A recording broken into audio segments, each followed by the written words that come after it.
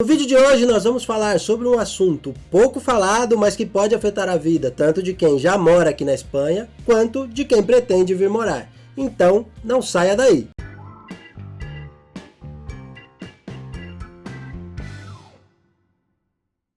Fala galera, beleza? Sejam todos muito bem-vindos a mais um vídeo do canal feito para quem quer saber tudo sobre morar na Espanha. E esse tudo sobre morar na Espanha inclui a política. Para quem ainda não me conhece, eu sou o Thiago e no vídeo de hoje nós vamos falar sobre política aqui na Espanha. Esse é um tema que eu já queria falar há muito tempo aqui no canal, mas a gente sempre acaba deixando ele para trás, porque tem os outros temas de trâmite que a gente imagina que interessa mais para as pessoas que querem morar aqui.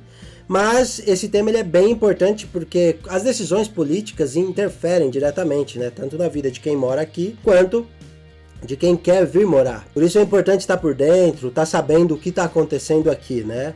Inclusive, até comentei hoje, eu fiz uma pesquisa lá no Instagram, para você que ainda não segue a gente no Instagram, segue lá no Habla Galera. A gente sempre posta aí algumas coisas nos stories, faz pesquisas, que ajuda a gente até definir o rumo do canal, né? Os vídeos que a gente vai postar. E eu fiz uma pesquisa ontem sobre quem queria saber mais sobre a política aqui da Espanha, porque essa semana foi bem movimentada aqui. O assunto, a política aqui, teve alguns acontecimentos que eu vou explicar aí no decorrer do vídeo, que tomou conta do noticiário aqui da Espanha até mais do que a possível invasão da Ucrânia pela Rússia, né, que acabou acontecendo hoje. Então hoje isso já está repercutindo mais aqui na mídia. Mas até ontem só se falava dessa crise política que teve aqui na Espanha nessa última semana, né? Não é bem uma crise política do país, é a crise política de um partido, mas devido a todo o sistema aqui, como funciona o sistema da Espanha, esse partido, o que está acontecendo nesse partido pode repercutir de uma maneira geral em toda a Espanha, e é isso que eu vou explicar um pouco no decorrer desse vídeo. Só antes de começar a explicar sobre a política, lembrar vocês do nosso site hablagalera.com, onde tem todos os nossos serviços, tem o seguro viagem, seguro saúde, compra de passagens aéreas, as nossas consultorias, assessorias, enfim, todos os serviços que a gente oferece para ajudar quem quer vir morar aqui na Espanha, tem lá no nosso site, Habla Galera. A gente pede aí para vocês darem a preferência para os nossos parceiros, para os nossos serviços, porque isso é importante para nós, para a gente continuar mantendo aqui, postando vídeo no canal, continuar atendendo todo mundo da maneira que a gente vem fazendo e até ampliar. Então, se puderem dar preferência aí para os nossos serviços e para os nossos parceiros, vocês vão estar ajudando bastante o projeto Habla Galera. Bom, e começando então agora a falar sobre a política aqui na Espanha, só antes de falar sobre o que aconteceu agora essa semana, eu vou voltar um pouco no tempo, para dar o contexto para vocês, né? Não adianta eu só contar o que está acontecendo, porque aí acaba que vai ficar faltando peças aí nesse quebra-cabeça, né? Tudo que acontece hoje é reflexo de coisas que vem acontecendo há muito tempo. E a Espanha, ela passou por um período de ditadura muito, muito longo aqui, mais longo até do que os dois períodos de ditadura que nós tivemos no Brasil. Aqui foi somente um ditador todo o período, que é Francisco Franco, é um nome aqui que levanta muita polêmica ainda na Espanha, porque ainda existe quem defende o seu governo, quem apoia as suas ideias, e existem as pessoas que são contras. Então essa pessoa, esse nome, Francisco Franco, aqui gera muito debate ainda na Espanha. E ele ficou no poder de 1936 até 1975, quando ele morreu. Depois que ele morreu, quem substituiu ele foi o rei Juan Carlos, né? Na verdade ele era príncipe, mas não tinha poder nenhum. E por decisão do próprio general Francisco Franco, o rei Juan Carlos assumiu o controle do governo da Espanha, né? E o rei Juan Carlos inicia um processo de democratização da Espanha, né? De 75 até 78. Tem uma nova constituição na Espanha, se estabelece eleições. Então, a democracia na Espanha, ela é quase tão recente quanto no Brasil. E a partir de então, de 1978, quando começaram a ter as eleições, quando o povo pôde escolher novamente os deputados e os primeiros ministros, praticamente todas as eleições foram dominadas por dois partidos. Praticamente não, totalmente, né? Até hoje, todos os presidentes de governo da Espanha, de 1982 para cá, pertenciam a um desses dois partidos, né? Que é o PP, Partido Popular, e o PSOE, que é o Partido Socialista Obreiro Espanhol. Um à direita e o outro à esquerda. E esses dois partidos, então, eles vêm se revezando no poder. Não necessariamente um tem um mandato e na sequência o outro. E até 2014, apesar de existirem outros partidos, não tinha ameaça para esses dois. Só os dois partidos praticamente tinham deputados no Congresso. Existiam aí outros partidos, porque é interessante falar que aqui na Espanha, montar um partido é muito mais fácil do que no Brasil.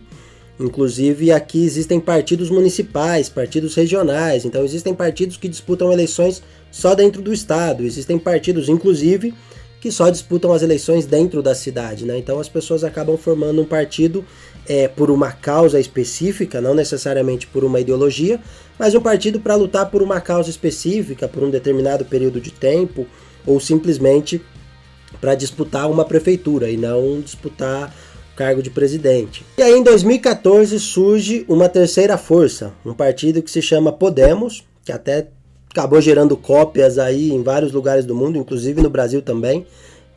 Esse Podemos teve um movimento muito forte nessa época, ainda morava no Brasil e já acompanhava a repercussão do que eles faziam aqui. É um partido esquerda, digamos que está o PP na direita, o PSOE na esquerda, e o Podemos surgiu como uma extrema esquerda, né? Um partido mais radical, mais comunista, vamos dizer assim, para que todo mundo entenda, defendendo as ideias do comunismo mais claramente, porque o PSOE, apesar de ser esquerda, ele não é exatamente aquela esquerda radical que defende o comunismo. Eu classificaria ele mais como uma social-democracia do que um partido socialista ou comunista propriamente dito, né? Quando surge o Podemos, surge mais à esquerda, mais radical, e naquele momento o mundo estava tendo uma série de protestos, tinha protestos do Occupy Wall Street, estava tendo uma mudança, né? Assim, as pessoas estavam lutando mais contra o capital, essa questão do acúmulo de riqueza, 1% da população ter a maior parte das riquezas, né, do mundo, concentrar a maior parte do capital. Então esse partido cresceu muito, e logo depois, em 2015, surge um outro partido que chama Ciudadanos, que esse é um partido, ele era regional da Catalunha, mas ele acabou tendo muito sucesso na Catalunha, sendo muito bem votado e acabou expandindo para o resto do país. E chegou também aí em algum momento até disputar aí o poder com esses dois, né? Com o PP e o PSOE e também com o Podemos, que já estava consolidado nessa época.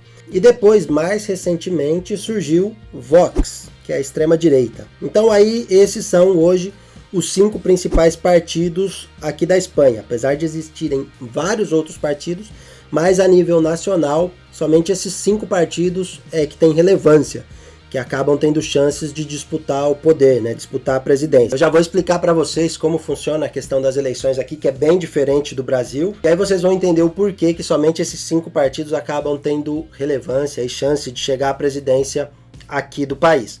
Bom, e aí com os 5 partidos, né, esses 5, tinha o Ciudadanos, se posicionava mais no centro-direita, vamos dizer assim, um partido mais de centro com algumas ideias liberais, então ele era mais ligado à direita, porém tinha também aí nas suas ideias, na ideologia, partes da esquerda, então partido de centro, PSOE e Podemos à esquerda, PSOE mais moderado e Podemos mais radical, e na direita tinha o PP, também mais moderado, com ideias tradicionais da direita, porém moderado, e surgiu o Vox, sendo a direita radical, né, uma direita que defende mais aqueles valores da direita, que enfim, eu não vou entrar nesse debate. E agora, expliquei um pouco dessa questão dos partidos, né, e a explicar como funciona a eleição, porque também é importante, sem saber essas coisas, não tem como a gente saber, não tem como entender o que está acontecendo aqui agora e as possíveis repercussões do assunto. A eleição aqui na Espanha ela é diferente do Brasil. No Brasil nós votamos no candidato, né? Para presidente, por exemplo, a gente vota diretamente no número do candidato, na chapa, candidato e vice. Mesma coisa para governador, para prefeito. E aí nós votamos separados para deputado e senador, né? Seja deputado estadual, federal ou vereador, mas aí nós votamos separado, né? Na pessoa também, no número da pessoa. E aqui na Espanha funciona diferente. Aqui o voto é no partido.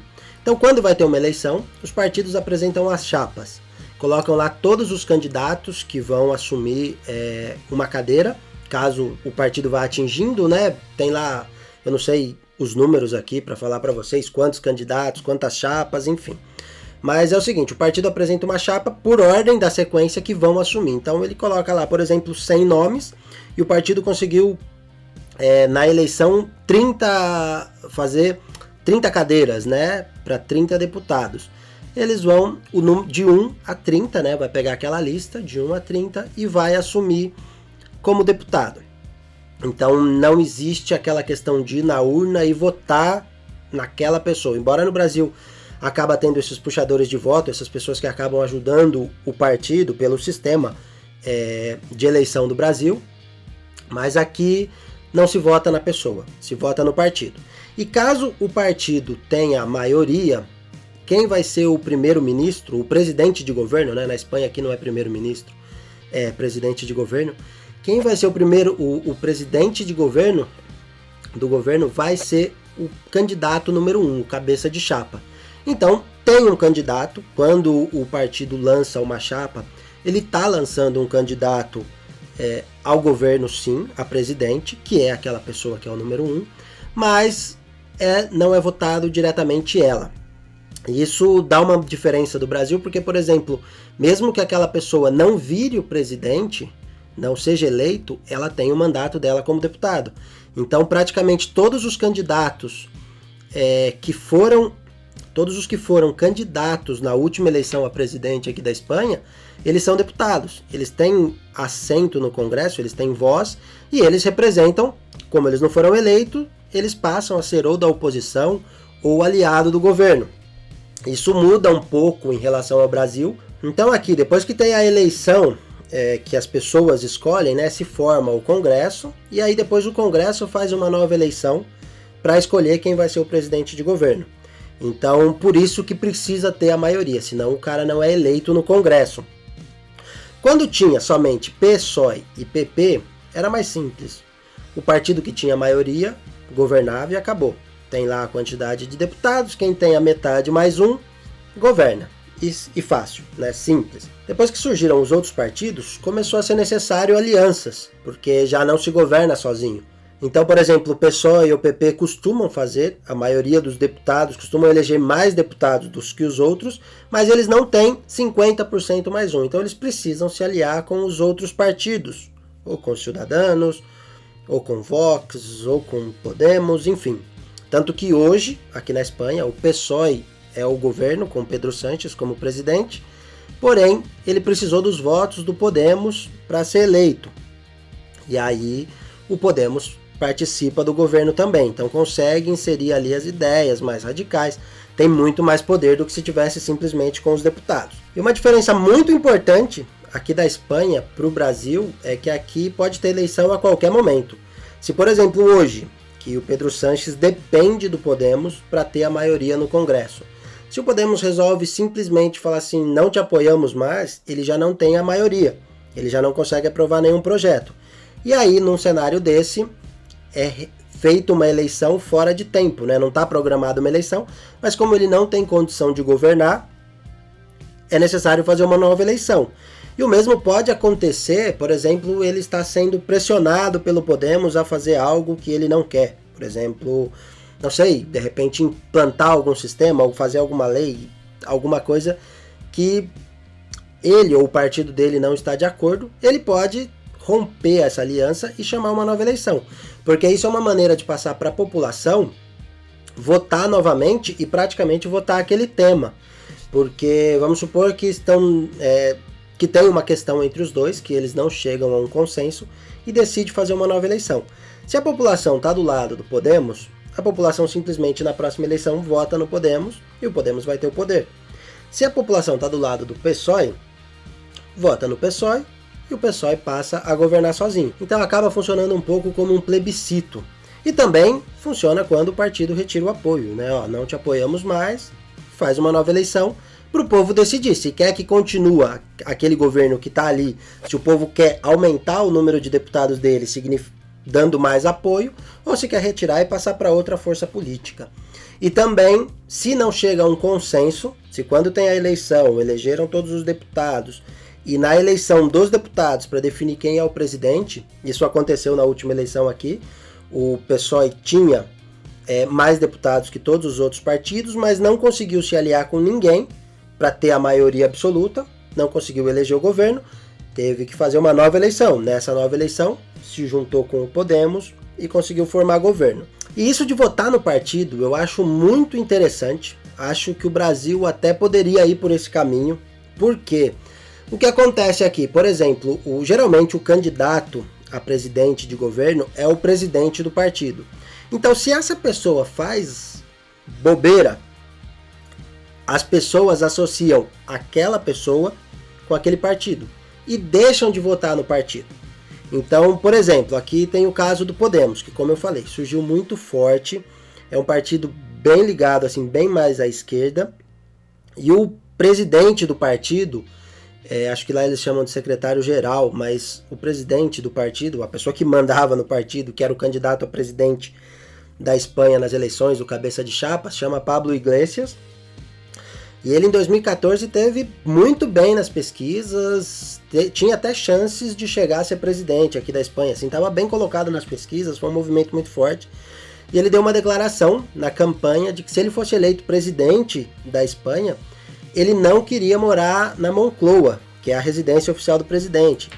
Ele queria continuar morando em Vallecas, que era o bairro que ele morava, né? Um bairro obreiro, o maior bairro aqui da Espanha, o maior distrito aqui da Espanha, de Vallecas. Um bairro tradicionalmente obreiro, que é como eles chamam aqui, operário, vamos dizer assim, né? Tem até no nome do Partido Socialista, né? Partido Socialista Obreiro Espanhol. Então ele deu essa declaração, isso foi muito bem visto pelas pessoas, no sentido de, olha, ele mesmo sendo presidente, ele vai querer continuar morando no mesmo bairro, na mesma casa, nossa, isso foi muito bem recebido. Ele não ganhou a eleição para presidente, mas como eu falei aqui, mesmo quem não ganha a eleição, quem não é eleito presidente, mantém o cargo de deputado, né? Porque afinal de contas é para isso que ele foi candidato inicialmente. E uma das primeiras medidas que ele fez depois de ganhar a eleição para deputado foi comprar uma casa num bairro fora, numa cidade nos arredores de Madrid, uma mansão, vamos dizer assim. Não é a mansão, típica mansão que a gente fala no Brasil, né? No Brasil a gente tem um outro conceito de mansão, mas um chalé, que é o que eles, assim, muito bem de rico. Aqui para a Espanha é de rico, acho que o chalé custa em torno de 600 mil euros, eu já escutei.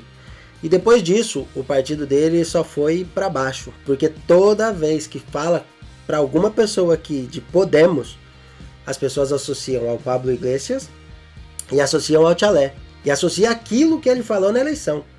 Então, assim, isso torna o sistema muito mais forte, porque no Brasil hoje, por exemplo, a gente tem partidos que o presidente estava na cadeia até pouco tempo atrás, que continuam mandando, presidentes de partidos que estavam envolvidos no mensalão, que estavam envolvidos numa série de escândalos, mas simplesmente ele deixa de ser o candidato e coloca outro no lugar dele. E aí, inclusive, procura eu vou citar um nome, mas não é...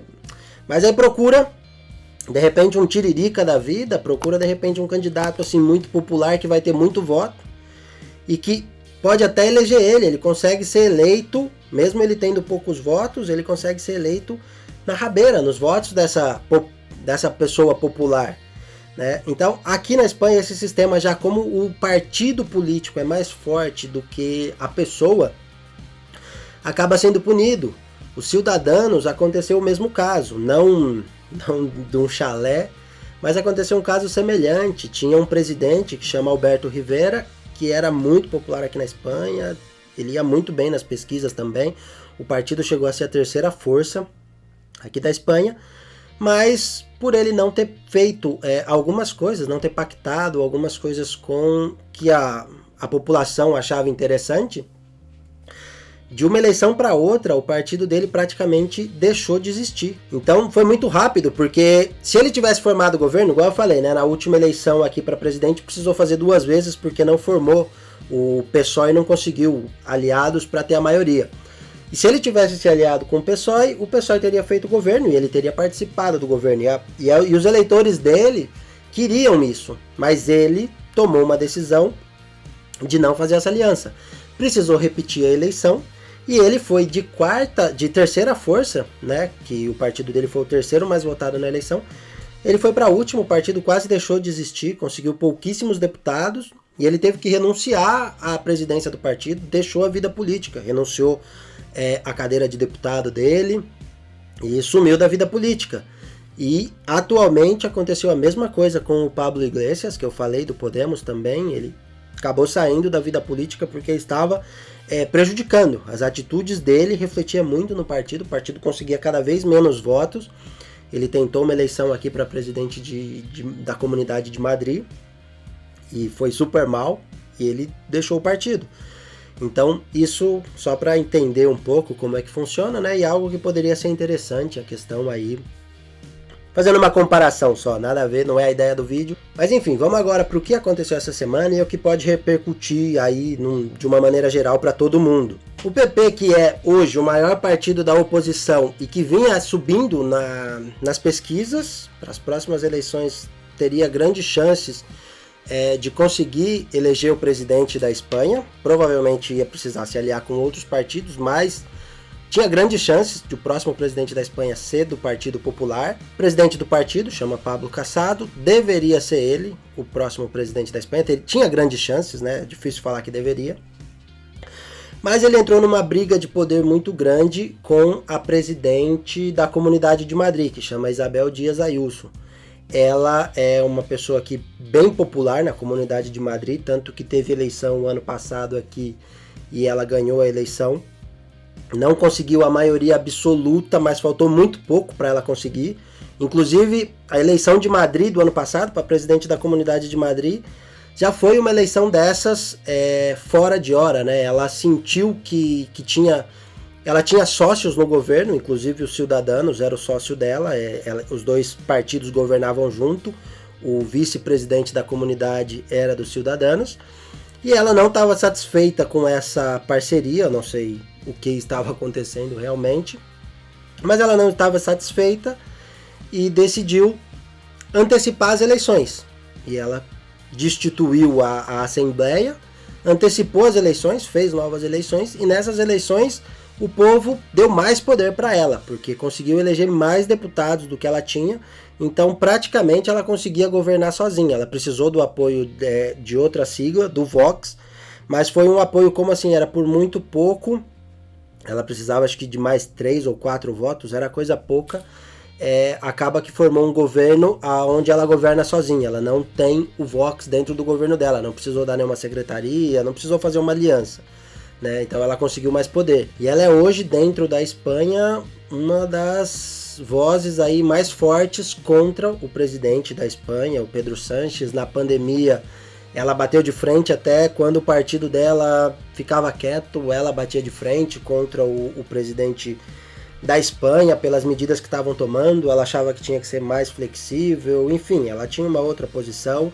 Não estou discutindo quem está certo, quem está errado, estou discutindo que ela se posicionou claramente, enquanto o partido ficou um pouco ali em cima do muro, deixando a coisa acontecer para ver se o Pedro Sánchez se queimava sozinho, e eles saíam como a gente apoiou, né, porque não queria ficar mal, do sentido de, não apoiamos, a Espanha entrou numa crise e o partido não apoiou, enfim, o PP se manteve em cima do muro e ela teve uma postura, teve uma posição marcante, inclusive refletiu que ela conseguiu se reeleger presidente da Comunidade de Madrid de uma maneira muito forte, com muito mais votos do que ela teve na primeira eleição. E agora, onde foi o grande problema, o que aconteceu, o que deu toda essa semana foi, assim, era ligar a televisão, entrar em qualquer página de jornal aqui da Espanha, só se falava desse assunto.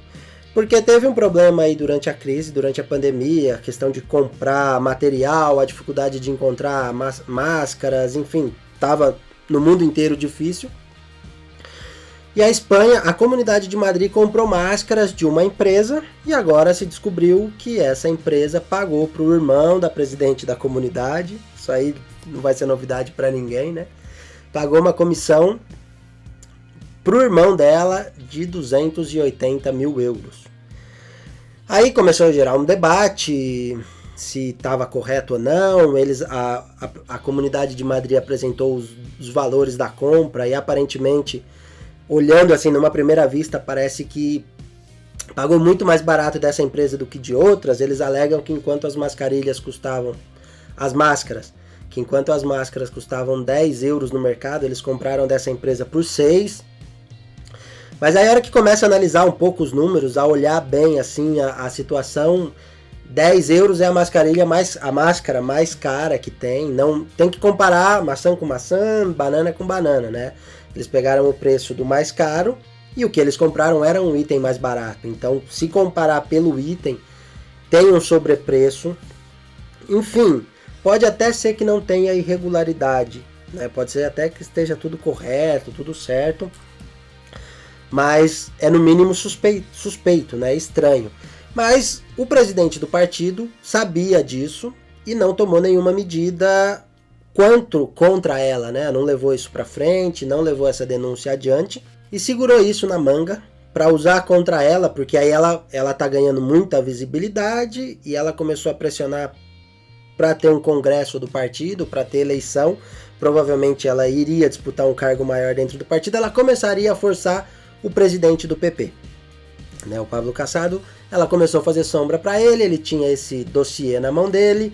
Surgiu também aí uma empresa de investigação falando que foi procurada pelo grupo do presidente do partido para fazer mais investigações contra ela. Investigação privada, né, nada pela lei, a empresa até recusou fazer o serviço por ser ilegal, mas isso veio à tona e ela conseguiu ganhar muita força. Os aliados, né, os filiados ao partido apoiaram ela e começaram a pressionar muito. E aí resulta que a diretoria do PP começou a renunciar.